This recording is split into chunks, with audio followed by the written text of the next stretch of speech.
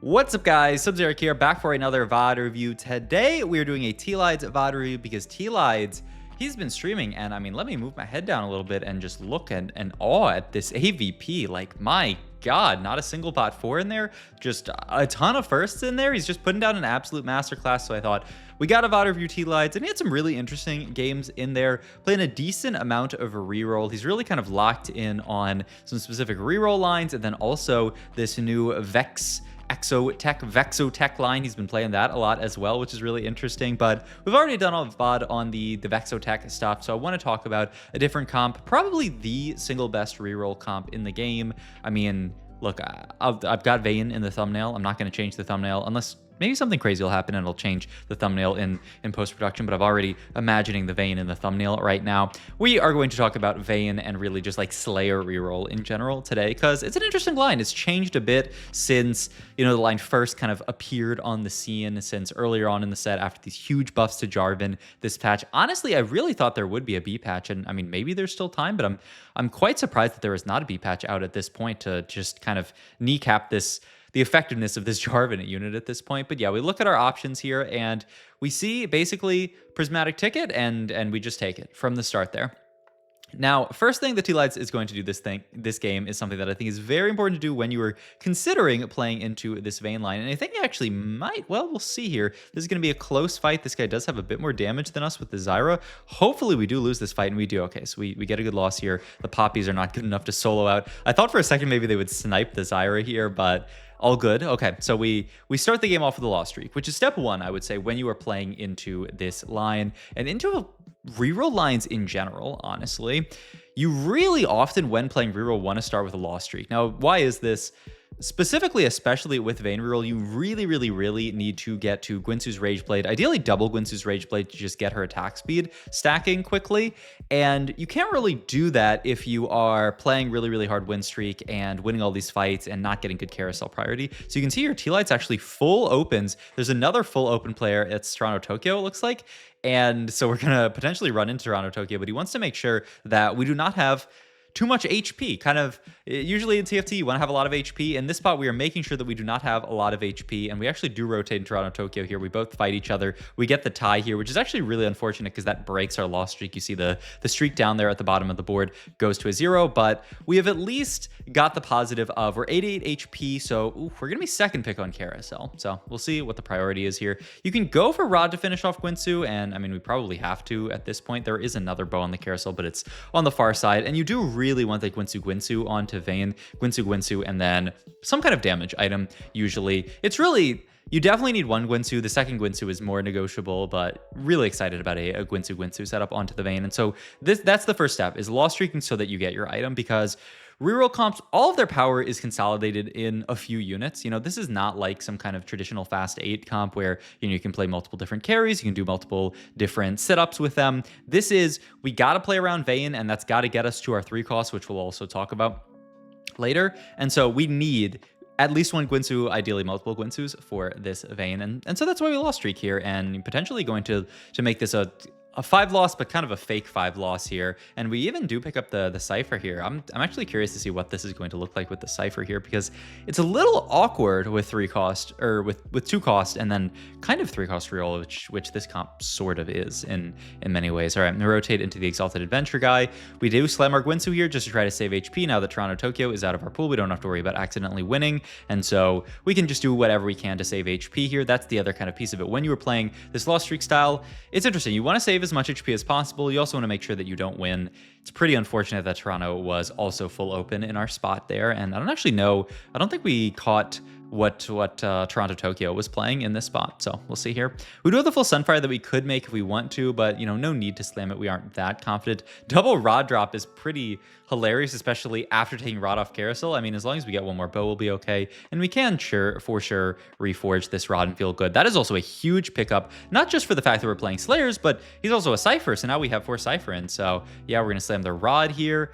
I'm looking at reforging this other Rod here, but it looks like Tleyds is Yeah, okay, he is looking at reforging the rod as well here, which makes a lot of sense.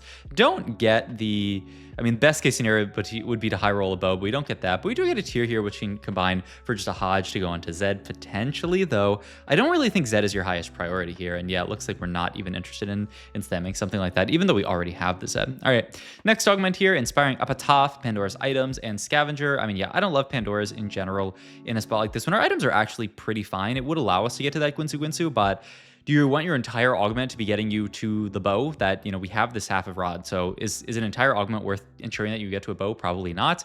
Epitaph, I think, is a solid option. Portable Forge, I'm trying to think. Are there crazy vein options? I mean, why not explore it, honestly? Not to my knowledge, are there any crazy Portable Forge options here? Yeah, I mean, yeah, these are pretty mediocre. Sniper's Focus and Gambler's Blade looking pretty good. RFC, just stuff that gives you attack speed. Kind of funny how high Talisman is here, but overall, these are not really crazy statistics on these units. You know, compare this to somebody like a Fiddlesticks and Ord items, and you'll see Blinding Jolt, Sniper's Focus, those just blow everything else out of the water. So, you know, probably not too excited. That is a lethal rerouting. I mean, I think we can be pretty happy about this option. Just a solid Slayer type augment will also give us a vein. He's thinking about the portable, surprisingly enough. Maybe, yeah, I don't know what you would be that hyped for out of portable. And at the end of the day, he's just going to pick up lethal rerouting, and he's going to level and roll here. So yeah, this is what I was kind of curious about, is we fit Cypher in, and we're actually going to drop down. Wow, this is quite crazy, actually. We're going to drop down to 3 Cypher here, drop out of the 4, and we rolled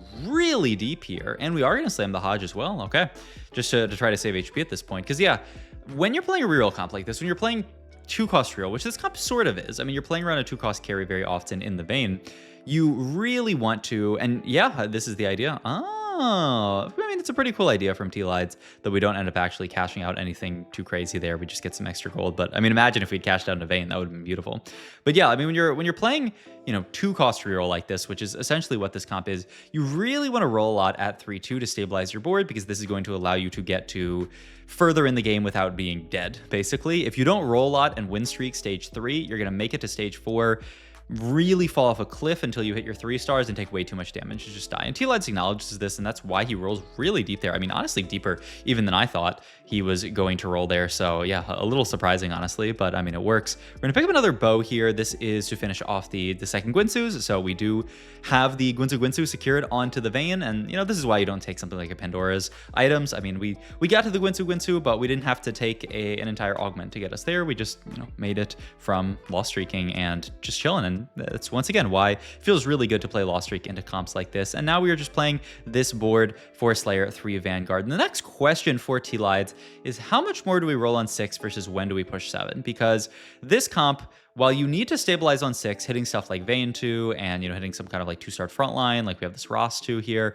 and, you know, even picking up the Zed on, I think that was even level 5 that we got that, is really nice. You do want to, well, let's look at augment here first. Nothing too crazy, but let's pause and make my point. You do really want to push 7 in this comp, because the way to win games is hitting Senate 3 and hitting Jarvan 3. If you aren't hitting those guys, you're not going to win games with this comp, and you need to be 7 to hit those. I mean, not necessarily, but almost necessarily. It's going to be very hard for you to find them on level 6. The odds go up a ton on level 7. All right, let's look at our options. We already rolled the first one, but I don't think it was, yeah, I mean, we're not trying to take tower defense here. Yeah, I mean, there's such a high chance that that's just trash. Not today. I mean, it's a 3rd Zed item, but I can't imagine picking this up. Seems pretty bad. I mean, yeah, I don't think it's replication either. It wasn't a Blazing Soul. Bad Luck Protection. Bad Luck Protection, I mean, there's upside in that you're auto-attacking a ton. This Hodge is going to actually be pretty nice with Bad Luck Protection. Our Vayne right now doesn't have much crit chance, so that's the only thing that I wouldn't be that hyped about. But I mean, I don't think it's not today. I don't think it's forward thinking. I mean, it's between Cyber Implants, which gives you a bit of AD, and Bad Luck Protection. Yeah, I think it probably has to be Bad Luck Protection. Okay.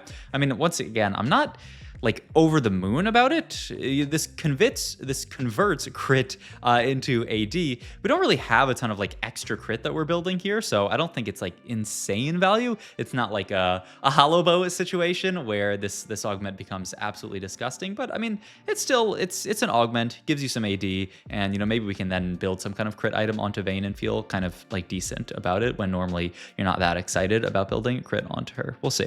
But all right, we win this fight. We're 64 HP. Notice that Tleyds isn't rolling. He isn't slow rolling his gold here. And yeah, look at this. He's going to pre-level up to level 7 here. This is what I was just talking about, is you need to go 7 to hit your 3 stars. And the other thing is this board fits so much better on 7 because that allows you to play the 4 and 4, the 4 Slayer and the 4 Vanguard. You can also fit 3 Anima in on level 7. So this is what you see a lot of people do, is even though this comp feels almost like a 2-cost reroll comp, it's really like a 2 and 3-cost reroll comp. And now we're going to go level 7. We're going to roll down for everything here. We can still find Vayne on level 7, but the main thing is that we can find our much more crucial units on 7. He's actually rolling really deep here, try to pick up Jarvan 2, and the second we find Jarvan 2, we actually roll a bit more. Just wow, I'm surprised. Yeah, so deep here. I mean, I do think the Jarvan makes a lot of sense to pick up, but I'm surprised he rolled after that. Interesting. All right, we make the QSS onto Vayne. That's another attack speed item, and it is crit chance for bad luck protection. Makes the IE onto Zed, which is, I mean, it's a crit item. It's kind of funny that like you lose that ability of your abilities to spell crit part of IE, so it's just raw stats. It's really not that bad of raw stats when you convert everything with bad luck protection. And I mean, it's a third item onto the Zed, even though that Sunfire is probably not long for this world. Honestly, you could move all those items over to Jarvan, but we'll see. All right, last augment here. I mean, I would love to just take Comet here. I mean, Mace's Will seems quite reasonable here. Yeah, I love this here. It's more crit for your entire board, which is then going to get converted into AD, which feels really nice. Could be another glove item, though. I mean, it could even be a Steadfast Heart, honestly. Just throw it onto the Jarvan. And yep, like we talked about, we're going to move these items over to Jarvan immediately. This is another big piece, is that Jarvan can item hold really, really nicely any kind of AD items. Now, when you get to your final Jarvan build, the statistics don't really love going like damage Jarvan like this onto him. They like moving those items over to, real carries like the Vayne and the Senna and the Zed. But for now, he does a fantastic job of holding on to these, especially when our alternative was a Zed one. I mean, this Jarvan's going to do good damage. Yeah, let's pop back there and look at damage for a sec there, because I think it did pretty, 3,500 damage on a unit that's also shielding a bunch. I mean, that is the power of buffed Jarvan, which I kind of thought was going to get B-patched. But all right, I mean, one off Senna at this point, I'm surprised, especially at 47 HP. I feel like I would actually roll deeper here, but I think Tleyds is kind of acknowledging my board's not bad. I'm not that afraid of dying immediately, so I'm just going to chill on this board for a little bit. This is a 6 Boombot board that, did we rotate into, or did someone else rotate into them? That looks, no, we did rotate into them. 6 Boombot with an Urgot, by the way, on level 8. That is not bad at all. All right, and we are just barely actually going to lose to that board, so that feels honestly pretty good that we end up winning the fact that we don't lose the fight more. Dupe on Carousel is also a huge win here. This means that we can just dupe the Senna if we want to. We can also roll and then, dupe the Jarvan. I mean, there's a world where we end this next round with Jarvan 3 and Senna 3 here. I feel like it's a very realistic world here. And yeah, we're going to roll here. There's the Senna. Now we're only 2 off Jarvan here. Hit the Vayne as well. 1 off Jarvan at this point. Rolling deep there, looking for the Vayne. Pick up the Z2. And we're also just going to dupe the Vayne here. Yeah, move the items down. Sadly, we didn't get to the Jarvan, but we can move our tank items back here. Finish our Senna items. Notice that we took the bow off Carousel for the LW. LW fantastic on Senna. She hits so many units with just her ability, with her auto attacks. So you really, really like LW onto this unit. The Senna build actually looks beautiful. I mean, LW plus IE, I think, is bis on her. I think usually it's like LW IEGS, but the Hodge actually fits really nicely with the bad luck protection here. So I love this setup. And yeah, we found the Vayne, we found the Senna, and we're just duo carrying in this spot. And that is, I would say, the standard way to play this line is you roll for everything on 7. And then, I mean, if you're in a spot like this where you actually have a decent amount of items, we have 2 extra gloves from our 2 augments, that allows you to actually itemize everyone, which feels really good here. Now we have these duo carries doing a lot of work. And honestly, I mean, it's not that the Senna is like hard carrying this board. It's not like that this is like secretly Senna reroll. I mean, the Vayne's doing a ton of work, honestly. Also, look at that AD number. Oh my God, 722 AD on the Senna 3. That is kind of disgusting, I will say. We still have to look for the Jarvan 3. I wonder what our econ's going to look like over this next stage. I think once you get to 8 Jarvans, you definitely start rolling deep. But yeah, I think, oh wow. I mean, that makes it a lot easier if you just hit that quickly. I mean, I do think he would have rolled probably down to like 10, maybe even 0 gold to hit this Jarvan, because there's really not a ton to do on level 8 in this spot. Your level 7 is the big spike here. Gonna just grab the Protector's Vow and actually slam the glove as well into the Jarvan for the extra AD. That's pretty funny, and we have a remover to pop that off when we get a real item for him. But yeah, I mean, just get the Jarvan casting with something like a Vow here, I think makes a lot of sense. And your other options were like kind of mediocre. I don't know, maybe think about like a Steadfast Heart, which would also give some AD from the glove, but I think it's fine. But yeah, now we're at the point where we're 38 HP, we've hit everything, and the question is, how can we cap this bard? Oh, also, this positioning is something that a lot of people are catching on to. It's really, really, really smart, and something that I think a lot of people kind of neglect, this is what most people are positioning when they play this comp. All your units on the left side here, and then your carries on the right side. The reasoning behind this is it's really tough now for Sejuani to stun our backline, because Sejuani, when she casts, she puts her circle around the target of her ability. This means the furthest right unit that Sejuani can cast on is this Jarvan here, and that Sejuani cast is not going to reach the corner. I kind of think it's you could probably swap the Vayne and the Senna here, because I believe the Sejuani cast is going to hit the Senna if there is a Senna on that side, or if there's a Sejuani on that side. So I actually feel like maybe you'd want to swap them around a little bit. Also, oh my god, that the Senna just popping off at the end of the fight there. I mean, it's so crazy to see her delete units. But yeah, I honestly think you can maybe swap them around a little bit.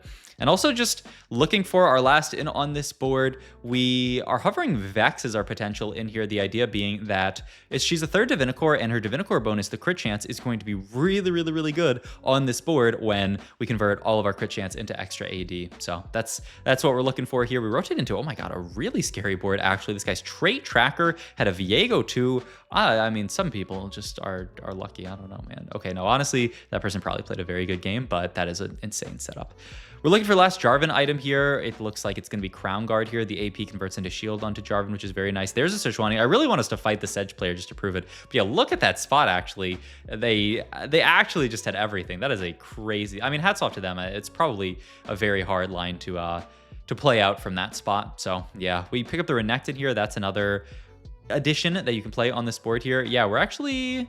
Oh, he's looking at items here just to look at what is he? I mean, I can even turn the audio on here. I'm down as long as it's not copyrighted.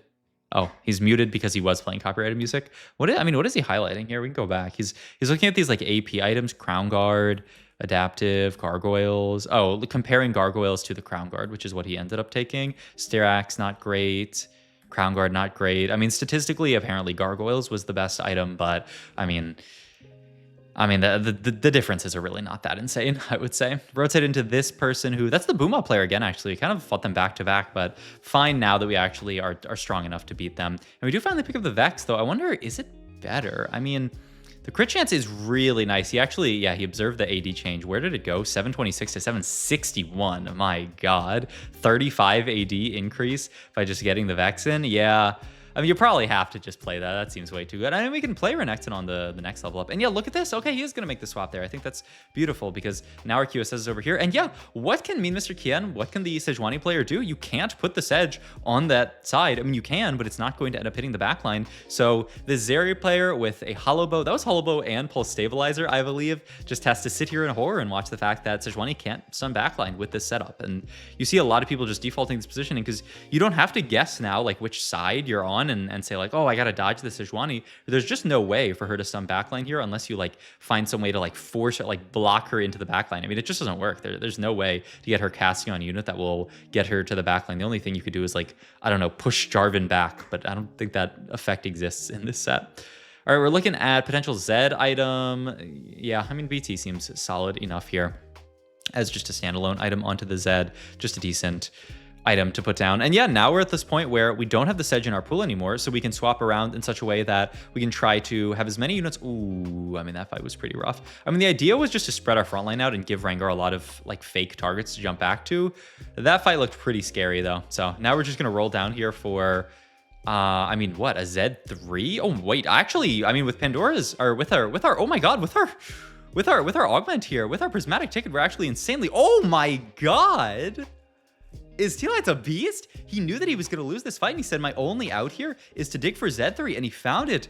You know, it'd be so tragic if we still lost this fight with Z3 because it's a two-item Z. Oh my god. I mean, he had Prismatic Ticket. The odds are not... I mean, that is insane, and just beautiful job by Tleyds to recognize that that was his out here. The only downside is we have this glove stuck onto the Z here. We can't actually move all these items over. We didn't have time, but...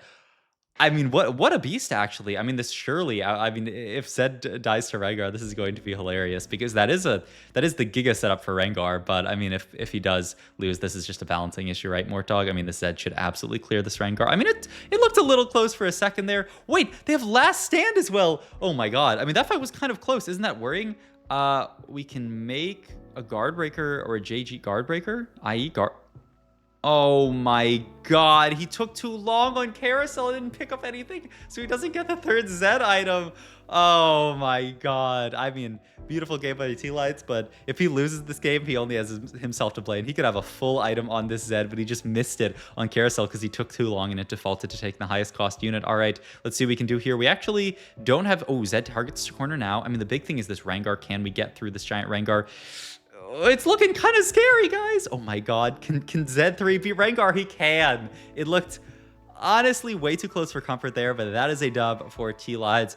Wow, I mean, a beautiful demonstration of how to play the Slayer comp, but also of knowing how to play to your outs, realizing we knew we were getting outcapped by these two boards. So Hail Mary, go for the Z3, and he found it. I mean, that is what TFT is all about, playing to your outs and saying, I can't win with my current setup. I'm going to do everything in my power, and I mean, he won the game from it. I mean, just a really cool game from Tleyds, and showing why his scores look so good. Just playing really, really good TFT. Never just saying, you know, I'll take a third and get out, playing for the first and getting the first. So hope you guys enjoyed this video. If you did, please like, comment, subscribe, check out my Twitch, my Metafy, all my other links down below, and I will see you guys in the next video. Thanks for watching.